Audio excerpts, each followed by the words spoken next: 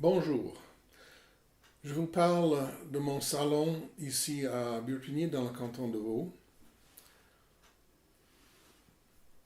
où on vient de fêter Pâques cette année 2021. Et puis, j'ai redonné deux, trois fois ce message que j'ai reçu sur Jean chapitre 11, la résurrection de Lazare, où il n'y a pas seulement le frère des deux sœurs qui a été ressuscité, mais de leur espérance en Jésus qui a été ressuscité. Et je crois fermement qu'il veut ressusciter notre espérance aussi de nos jours.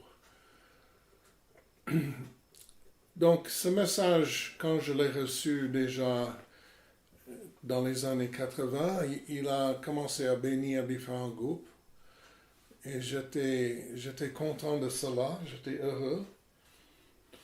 Je l'ai reçu un dimanche matin de Pâques en me préparant pour prêcher dans un culte. Je sais que c'est venu du Seigneur. Et j'étais dans la joie à cause de ce message et la vérité qui m'a beaucoup aidé moi aussi, moi personnellement. Et dans ma réflexion, le Seigneur m'a dit, Jean 12 suit Jean 11. Et je savais qu'il voulait dire que la résurrection de Lazare, ce n'était pas la fin de cette série. Et il fallait que je lise Jean 12 dans la perspective de la suite de cette résurrection de Lazare. Parce que j'ai pris une très mauvaise habitude évangélique, ça veut dire d'arrêter ma lecture à la fin d'un chapitre et de ne pas voir le lien entre les paragraphes suivants. Et comme vous le savez, la Bible n'a pas été inspirée comme ça. Les divisions en chapitres sont venues beaucoup plus tardivement dans l'Église et ne sont pas toujours inspirées. Donc, on va regarder par la fenêtre de la maison de Simon à Béthanie, juste quelques jours après la résurrection de Lazare.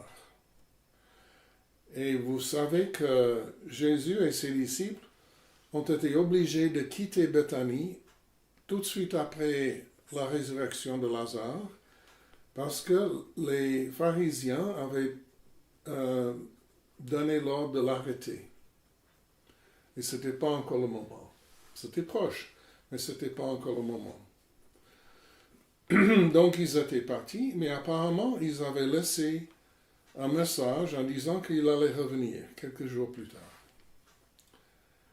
Et moi je crois que ce qui s'est passé, c'est que Marie, Marthe et Lazare ont pu finalement se retrouver juste les trois, après que tous les amis, les membres de la famille, les villageois étaient partis. Marthe aurait certainement organisé un grand repas pour toute l'assistance.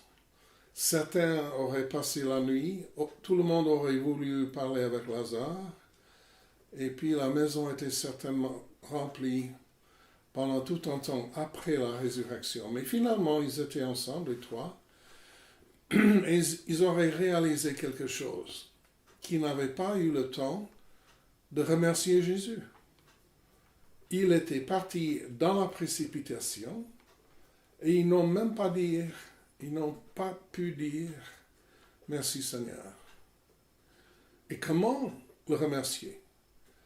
Comment remercier Jésus pour la vie de son frère? Ça, c'est pas évident. On peut toujours lui offrir le dernier CD de J'aime Édition, ce qui est déjà formidable, mais il doit y avoir autre chose. Et puis, ayant reçu ce message qu'il allait être de retour, ils auraient eu l'idée d'organiser ce repas qui était dans la maison de ce Simon, et on ne nous dit pas pourquoi. Est-ce que leur maison était trop petite?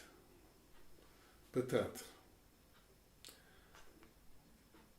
Mais si on regarde par la fenêtre, là, dans cette maison, et la fenêtre c'est Jean chapitre 12, on voit qu'ils étaient au repas, et Marthe servait, bien sûr, c'est Marthe, c'est ce qu'elle faisait, quoi. Elle faisait si bien. Lazare était parmi ceux qui se trouvaient à table avec Jésus. Alors, quelles étaient les pensées de ce jeune homme qui était mort, qui aurait eu un sommeil, une sorte de sommeil pendant plusieurs jours, et puis tout d'un coup, il est réveillé par cette parole d'autorité qui a traversé le voile. Lazare sort. Et il serait sorti dans la chaleur de la journée, toujours emballé dans ses bandages de défunt. Et puis il aurait été le centre de l'attention, des cris, des questionnements, des commentaires. Il aurait mis du temps, je crois, à réaliser qu'il est revenu à la vie et tout ce qui s'est passé. Mais finalement, il a pu être au repas avec Jésus. Mais là, tout d'un coup, Marie prit un demi-litre d'un parfum de nard pur, de grand prix, et en versa sur les pieds de Jésus, et lui essuya les pieds avec ses cheveux. Et la maison fut tout d'un coup remplie de l'odeur du parfum. Et un des disciples, Judas l'Iscariote, celui qui allait le trahir, dit: pourquoi n'a-t-on pas vu ce parfum 300 pièces d'argent pour les donner aux pauvres? Il disait cela non parce qu'il se souciait des pauvres, mais parce que c'était un voleur. Et comme il tenait la bourse, il prenait ce qu'on y mettait. Judas est une de ces personnes qui connaît le prix de tout et la valeur de rien. Mais on va voir, on va lire la réponse de Jésus en Marc 14, parce que Jean nous donne seulement une partie de la réponse de Jésus, et Marc nous donne sa réponse plus complète. Ce qui est souvent le cas dans les évangiles, n'est-ce pas? Ça ne veut pas dire qu'il y a contradiction, mais ça veut dire qu'avec tout cas de témoin oculaire, ils retiennent certaines choses et pas d'autres. Et c'est une des manières que des détectives, des policiers, etc., des avocats, savent très bien si un témoignage oculaire est véridique ou pas. S'il y en a deux qui disent exactement la même chose, c'est la preuve qu'ils se sont mis d'accord pour raconter le même mensonge. Parce que les êtres humains ne fonctionnent pas comme ça. Et il y a beaucoup d'indications comme cela où on voit que ce sont des témoignages des êtres humains, mais qui sont complémentaires, qui ne sont pas contradictoires, si on prend le temps de regarder de près. Donc, Jésus dit, Marc 14, verset 6, « Laissez-la, pourquoi lui faites-vous de la peine? Elle a fait une bonne action envers moi. En effet, vous avez toujours les pauvres avec vous, et vous pouvez leur faire du bien quand vous le voulez, mais vous ne m'aurez pas toujours. Elle a fait ce qu'elle a pu. Elle a d'avance parfumé mon corps pour l'ensevelissement. Je vous le dis en vérité, partout où cette bonne nouvelle sera proclamée, dans le monde entier, on racontera aussi en souvenir de cette femme ce qu'elle a fait. » Et cette phrase-là m'a cloué par terre. Je l'avais déjà lu des dizaines de fois, mais vous savez ce qui se passe. Un beau jour, le Seigneur nous ouvre les yeux sur un passage bien connu et on réalise, oh là, je n'avais jamais vu. Et il nous ouvre sa parole, comme il a fait sur le chemin d'Emmaüs, avec les deux après sa résurrection. Ils avaient déjà entendu toutes ces prophéties dont il parlait, mais il leur a ouvert les Écritures. Et c'est exactement ce qu'il veut faire pour nous. Et c'est surtout cette dernière phrase où il dit, partout où cette bonne nouvelle sera proclamée dans le monde entier, on racontera ce qu'elle a fait. Donc j'ai réalisé, mais ce qu'elle a fait, ça a à faire avec la mission. C'est crucial ce qu'elle a fait par rapport à la mission, à la prédication de l'Évangile dans le monde entier. Et moi, missionnaire de carrière, de formation, diplômé universitaire en missiologie, moi, j'avais rien compris de cela. Et j'ai réalisé que cette femme avait fait une communication non verbale à Jésus que lui, il avait capté. Et moi, je n'avais pas capté. Et sa communication est tellement belle, sans parole, tellement féminine peut-être, tellement orientale, indirecte, mais très très puissante et profonde. Donc j'ai commencé à demander au Seigneur, mais Seigneur, qu'est-ce qu'elle a fait? Quel est le sens de ce qu'elle a fait? Qu'est-ce que tu as compris que moi je n'ai pas vu du tout? Et moi j'ai trouvé pour finir quatre messages dans ce geste. Et il y en a peut-être d'autres. Mais pour l'instant je reste à 4. D'abord, je crois que quand les trois avaient discuté, mais comment est-ce qu'on peut le remercier?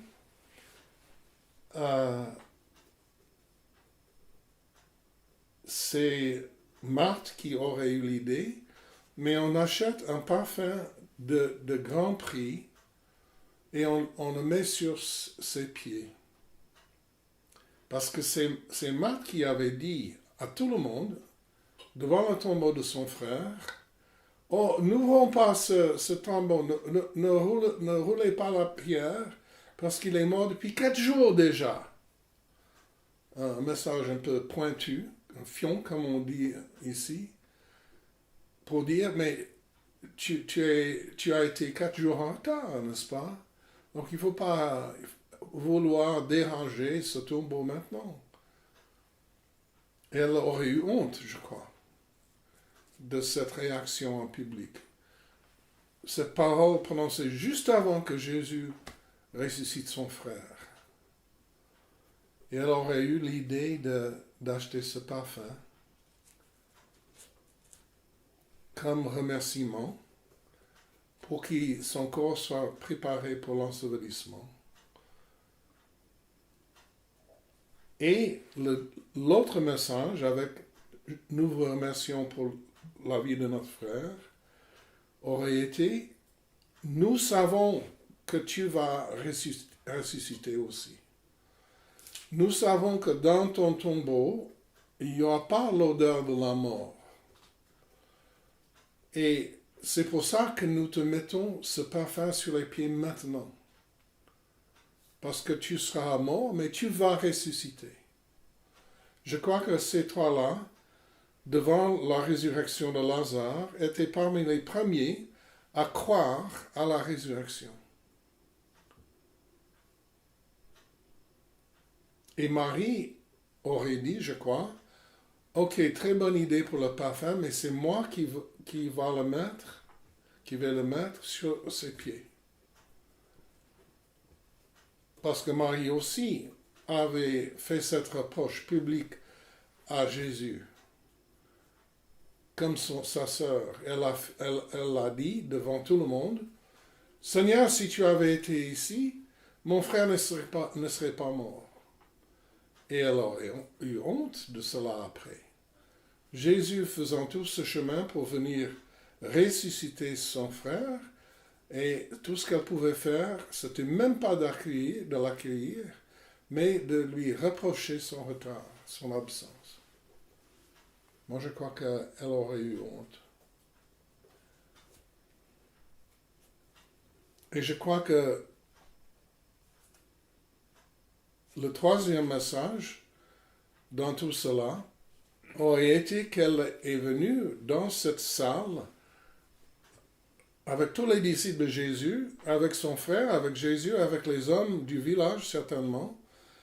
Elle est venue comme esclave, pas comme la belle jeune fille de la famille aisée avec la grande maison au centre du village.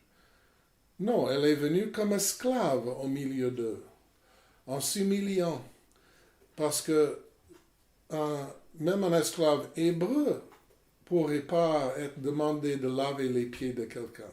C'était seulement les esclaves étrangers. Donc pour elle, de venir comme ça en public, ça lui a coûté quelque chose. Et ça, c'est l'autre chose que Jean nous fait comprendre, c'est que c'était un don coûteux. D'abord par le prix.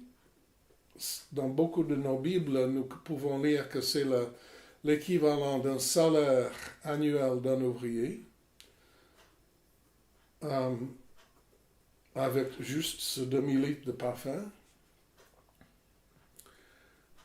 Où est-ce qu'ils auraient eu de l'argent pour ça? Est-ce qu'ils ont vendu la maison? Est-ce que c'est comme ça qu'ils ont eu l'argent? Ou hypothéqué leur maison familiale? Ou est-ce que c'était les économies de la famille faites depuis la naissance des deux filles pour avoir une dot, pour pouvoir faire un bon mariage un jour? Parce qu'à l'époque, on ne pouvait pas espérer un bon mariage avec une bonne personne sans la dot. Donc, est-ce que Marie aurait choisi, est-ce qu'elle aurait dit à Marthe et Lazare, mais on prend ma dot et on va l'utiliser pour acheter ce parfum, on va vite à Jérusalem, on a des jours avant qu'ils reviennent, et je vais mettre mon espérance de mariage sur ses pieds. Je vais mettre tout mon avenir, toutes mes planifications, mes idées, je vais tout mettre sur ses pieds. Donc il y avait ce coût financier, ce coût peut-être personnel pour Marie, pour son futur, mais aussi ce coût social, cette humiliation devant ces personnes qu'il avait connues toute sa vie, qui avaient connu ses parents, ses grands-parents, etc. Tous ses voisins. C'était un don qui a coûté quelque chose. Et je crois qu'il y a un quatrième message là-dedans. Marie venant comme... je veux encore partager une autre idée. Marie, en s'humiliant, en arrivant comme ça, lavant les pieds de Jésus avec ses cheveux, elle est venue exactement comme l'autre Marie, la pécheresse, dont on lit au début de l'évangile de Luc, qu'elle est venue dans la maison du pharisien où se trouvait Jésus pour lui laver ses pieds avec ses larmes et essuyer ses pieds avec ses cheveux. Ce sont si proches que certaines personnes se sont dit « Ah, mais c'est la même histoire, mais Luc et Jean et Marc, ils ont mélangé les pédales et puis ils se contredisent. » Moi, je crois qu'ils sont plus intelligents que ça, les évangélistes. Et c'est nous qui nous trouvons dans le brouillard et la confusion, et pas les évangélistes. Parce que c'est vrai qu'elles sont similaires, ces deux événements sont similaires, Mais c'est clair et net que l'événement raconté par Luc se passe tout au début du ministère de Jésus, et celui de Marc et Jean, avec Marie de Béthanie, c'est tout à la fin de son ministère. Et les leçons sont différentes dans chaque cas. Et moi, je crois que c'était si similaire parce que Marie de Béthanie avait vu devant sa reproche à Jésus que c'était elle la pécheresse. Elle n'était pas meilleure que Marie de Magdala, qui avait reçu une délivrance de cet esprit, qui était peut-être prostituée. Elle disait à Jésus, en venant comme un esclave, en s'humiliant, « Moi, je suis pécheresse comme elle, comme la première qui a lavé tes pieds avec ses disciples. Moi, je ne suis pas meilleure qu'elle. J'ai péché, je t'ai reproché publiquement, et j'ai besoin de ton pardon. Pardonne-moi, Seigneur, je suis pécheresse. » Je crois que c'était une humiliation profonde. Mais qu'est-ce que ça a à faire quand même avec la prédication de l'Évangile dans le monde entier?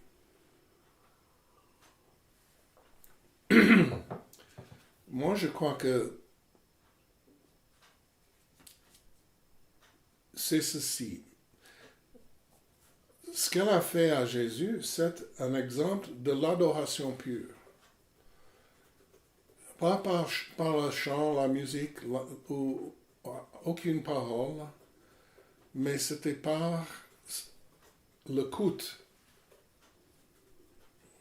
financier, personnel pour son avenir, social, et cette humiliation devant Jésus pour confesser, peut-être pour la première fois de sa vie, qu'elle était une pécheresse avec un besoin de pardon. Et je me demande même si, quand Jésus enseignait chez elle, l'autre fois, à Béthanie, et que Marthe servait et voulait que sa sœur l'aide, je me demande si Marie de Béthanie n'avait pas posé cette question à Jésus. Pourquoi t'as permis à une telle femme, une telle pécheresse, de te toucher, même devant la pharisien? Pourquoi t'as fait ça? Toi, tu es un rabbin, tu es saint, tu es pur. Et Jésus a essayé de lui expliquer, c'est parce que cette femme a été pardonnée beaucoup, qu'elle aimait beaucoup, et qu'elle voulait faire ce geste public, ce geste extravagant. Et Marie était en train d'essayer de capter cette leçon, quand Marthe a dit, mais Seigneur, dis à ma soeur de venir m'aider. Je ne sais pas. C'est une idée. Pourquoi je dis que c'est un acte d'adoration? La première fois que nous lisons ce mot adoration dans la Bible, c'est dans le livre de la Genèse, où le Seigneur dit à Abraham, va prendre ton fils et sacrifie-le sur la montagne que je vais te montrer. Et Abraham a obéi. Il a dit à son fils, viens avec moi. Et le fils a demandé, mais on va où, papa? On va pour adorer le Seigneur. Et il a pris le fils et du bois sur le dos d'une bête, et puis ils ont commencé à voyager. Le troisième jour, le Seigneur lui montre une montagne qui s'appelle Morija. Et Abraham a amené son fils là-haut, l'a mis sur le bois, et a levé le couteau pour le sacrifier. Et l'ange du Seigneur a crié « Stop !» Et il a dû crier 2 fois. Parce qu'Abraham avait été tellement décidé qu'il allait obéir, il allait sacrifier son fils dans un acte d'adoration suprême. Abraham, qui était quelqu'un qui aimait marchander, oriental, qui aimait négocier même avec Dieu, était transformé en quelqu'un qui voulait seulement obéir. Et c'est pour ça que le Seigneur a changé son nom d'Abraham à Abraham, parce que ce n'était pas la même personne. Alors comment est-ce que cet homme, qui a été tellement ancré dans ses raisonnements, ses négociations avant, comme nous tous d'ailleurs, comment ça se fait qu'il est arrivé au point où il a été tout à fait prêt à sacrifier son fils? Il a dû se souvenir tous les jours de sa vie de cette prophétie incroyable qu'il a reçue du Seigneur. Je vais bénir toutes les nations de la terre à travers ton fils. Ta descendance sera comme le sable des mers, les sables des mers, les étoiles du ciel. Alors, Abraham s'est agrippé à cette promesse. Donc, il savait que le Seigneur voulait utiliser son fils. Mais il a reçu un jour ce mot d'ordre. Va, prends ton fils sur la montagne que je vais te montrer et sacrifie-le. Comment est-ce qu'il a pu réconcilier ces deux choses? C'est Paul qui a écrit la réponse aux Romains. C'est parce qu'Abraham avait compris, je crois que c'était par une révélation du Saint-Esprit, que s'il devait sacrifier son fils, le Seigneur était tout à fait capable de le ressusciter d'entre les morts pour accomplir sa promesse à Abraham. Donc Paul dit qu'Abraham était le premier à croire à la résurrection, avant que le Messie soit né. Abraham était convaincu de la puissance de Dieu pour la résurrection. Donc, on commence à comprendre un tout petit peu le lien entre la révélation de la résurrection de Dieu, le sacrifice et l'adoration. Quelques siècles plus tard, David avait péché contre le Seigneur et le jugement de Dieu est tombé sur Israël. Une sorte de peste qui a mis à mort des milliers. Et David a intercédé. Et le Seigneur a envoyé son ange qui s'est mis sur une colline juste en face de Jérusalem. Et l'ange a stoppé la peste.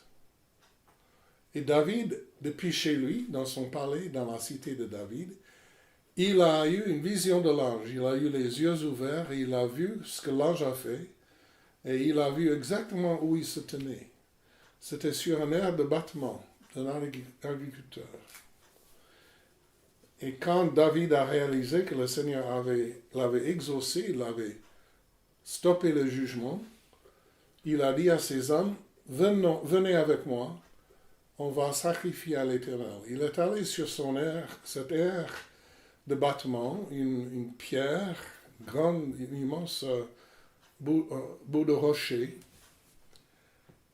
Et l'agriculteur était là avec son bétail, le joug, etc. Et David a dit, je vais t'acheter ton bétail et l'équipement parce que je veux sacrifier à l'Éternel. Et l'homme a répondu, si c'est pour l'Éternel, c'est gratuit, c'est à toi. Et David a dit, non, je n'offrirai point à l'Éternel ce qui ne me coûte rien. Je n'offrirai point à l'Éternel ce qui ne me coûte rien. Et ça, chers amis, c'est le principe de l'adoration. Or, cette aire de battement de l'agriculteur, Ornan, il s'appelait, c'était le même lieu où Abraham a été conduit pour sacrifier son fils. Les mêmes quelques mètres carrés. Le haut lieu du sacrifice et de l'adoration.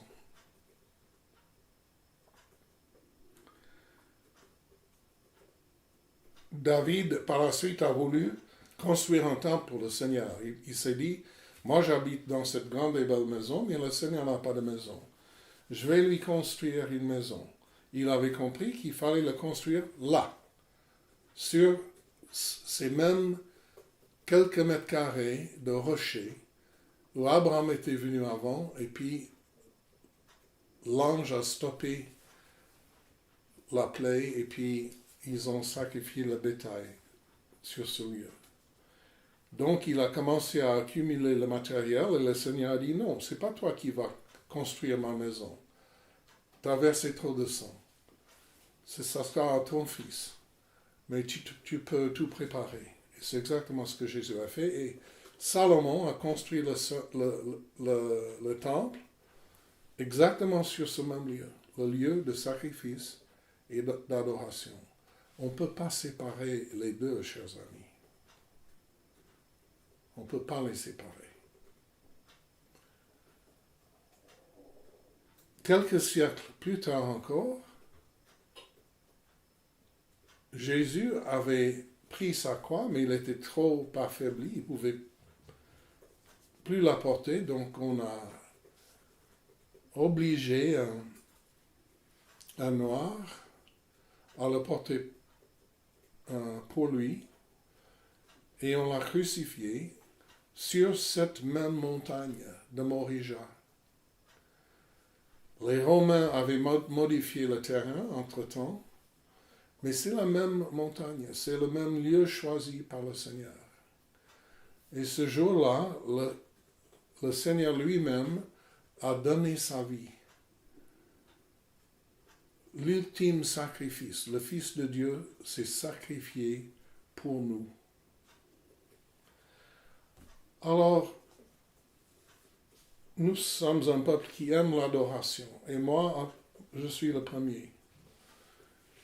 Mais on a une idée parfois un peu superficielle de l'adoration, je vous le soumets. Parce que c'est tellement facile de nos jours d'entrer dans une adoration musicale. On a tous ces supports, on a toutes ces sources de la plus belle musique de l'histoire de l'Église jusqu'à nos jours, où des musiciens et des chanteurs extrêmement doués nous conduisent dans les heures d'adoration. On allume nos télés, nos téléphones. On peut l'avoir n'importe où, n'importe comment. Et on est bien en adorant. On est dans nos maisons bien chauffées en hiver. On est entouré de belles choses. Moi, j'ai des tableaux sur mon mur. On est dans la tranquillité, on est bien nourri, on a cette belle musique et on fait un temps d'adoration. Mais, chers amis, ça ne nous coûte rien. Donc, je vous soumets qu'il y a... Je ne critique pas ça parce que c'est exactement ce que je fais.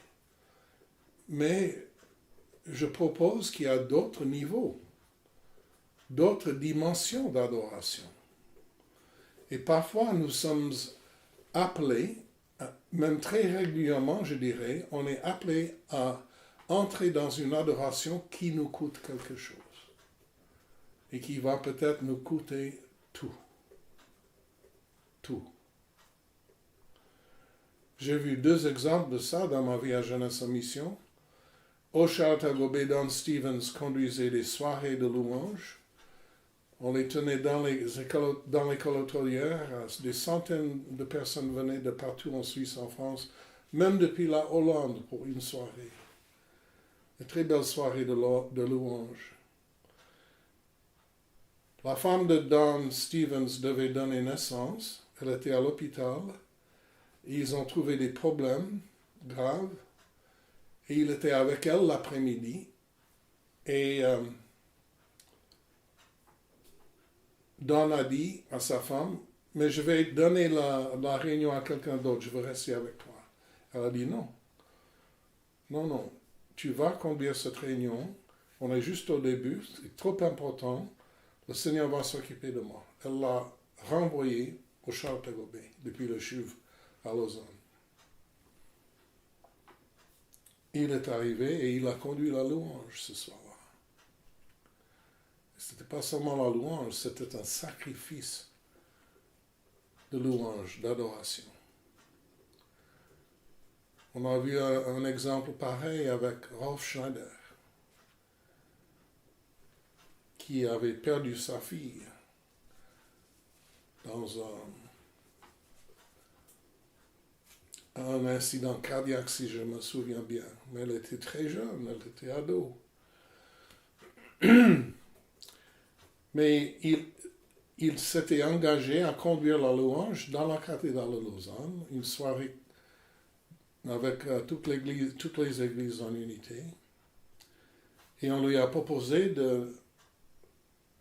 on lui a dit, tu n'es pas obligé de le faire, tu viens de perdre ta fille. Mais il l'a fait quand même.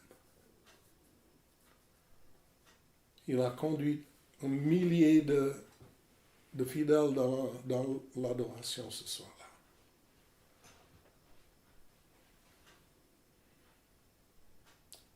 Ça, c'est l'adoration. Et je crois que le lien avec la prédication de l'Évangile dans le monde entier, c'est parce que si on étudie un peu l'histoire de la mission pendant 2000 ans, on voit que la mission de Dieu a été accomplie dans chaque génération seulement par les sacrifices incroyablement coûteux.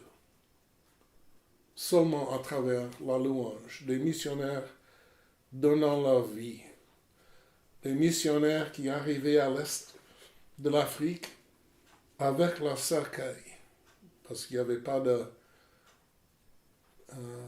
moulin pour faire des planches à l'époque. Donc ils débarquaient et chaque missionnaire avait son cercueil. Et c'est quand les musulmans là-bas ont vu ça, ils se sont dit, mais on doit écouter ce message. En Afrique de l'Ouest, pendant 3 générations, les missionnaires avaient une attente de vie de 6 ans. Et ils continuaient à venir, en sachant qu'ils allaient peut-être mourir dans 6 ans. Et c'était des jeunes couples les meilleurs de l'Église, souvent des universitaires, les plus engagés, parfois avec des petits-enfants. Ils venaient année après année après année pour faire ce qu'ils pouvaient pendant 6 ans, puis pour mourir. Et les Africains dans cette région ont un dicton qui dit « Partout où je marche sur les tombes des missionnaires. » Nous sommes devant certains disent la fin de l'accomplissement de cette grande tâche, comme on l'appelle en anglais. On va finalement atteindre tous les peuples non atteints. Mais il y a Patrick Johnstone qui a écrit ce livre sur les besoins missionnaires de chaque pays, vous connaissez peut-être. Il nous a avertis il y a quelques années, il y a des raisons que ces peuples-là sont non atteints. C'est parce que ce sont des plus difficiles. Pas seulement géographiquement ou linguistiquement, mais du point de vue des maladies, des attaques spirituelles. C'est seulement en payant le prix que nous allons pouvoir terminer cette tâche. C'est pas parce qu'on a toutes sortes de machines et ordinateurs et programmes de traduction de la Bible que ça va être facile. Non. La mission du Seigneur accomplie toujours et seulement par l'adoration, c'est-à-dire par les vies sacrifiées. Et c'est pour ça qu'on racontera dans le monde entier, partout où l'Évangile est prêché, ce que Marie de Béthanie a fait. Donc ne soyons pas surpris quand c'est notre moment d'être face à ce choix, le choix d'Abraham, de Rolf Schneider, de combien d'autres dans l'histoire. Est-ce que nous allons entrer dans une autre dimension d'adoration? Un don qui nous coûte, peut-être même tout. ça ne sera pas difficile si nous aimons le Seigneur assez. Parce que notre obéissance, le moteur de notre obéissance, c'est toujours l'amour. Et si nous l'aimons assez, ces commandements ne sont jamais, jamais difficiles.